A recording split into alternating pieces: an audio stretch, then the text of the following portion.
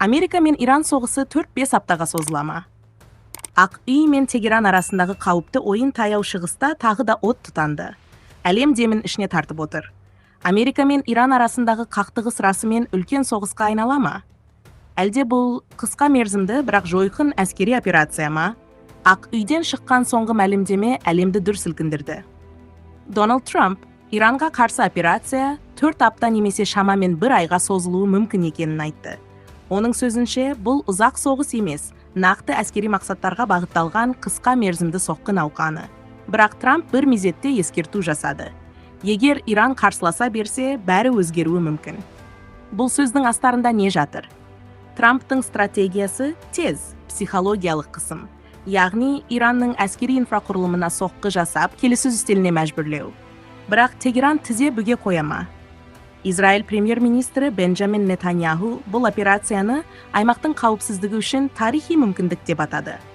Оның айтуынша, Иранның әскери қуатын әлсірету тек Израильдің емес, бүкіл таяу шығыстың қауіпсіздігі үшін маңызды. Нетаньяху біз жарты жолда тоқтамаймыз деп мәлімдеді. Бұл сөздер отқа май құйғандай әсер етті. Ал Иран ше, Тегеран тарапынан қатаң мәлімдеме жасалды. Иран билігі кез келген шабуылға ауыр жауап болатынын ескертті. Аймақтағы прокси күштер, теңіз жолдары, мұнай тасымалы бәрі қауіп аймағына кіріп отыр. Егер Ормуз бұғазы жабылса, әлемдік мұнай бағасы бірден көтерілуі мүмкін. Бұл тек аймақтық емес, жаһандық дағдарысқа айналуы ықтимал. Сарапшылар не дейді? Бірінші сценарий Трамп айтқандай 4-5 аптаға созылатын шектеулі операция. Нысаналы соққылар, кибершабуылдар, әскери базаларға қысым. Сосын келіссөз.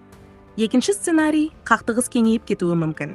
Аймаққа басқа ойыншылар араласа, жағдай күрделене түседі. Мұнда таяу шығыс қана емес, ірі державалардың мүддесі тоғысады.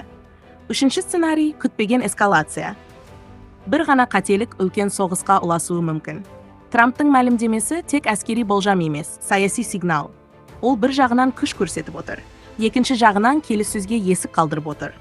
Ал Нетаньяху қатаң позиция ұстануда. Бұл екеуінің риторикасы ұқсас болғанымен, мақсаттары толық бірдей ме? Міне басты сұрақ осы.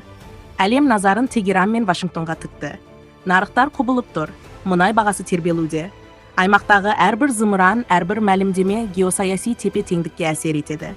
Соғыс шынымен 4-5 аптамен шектелеме? Әлде бұл тек басы ғана ма? Алдағы күндер шешуші болмақ.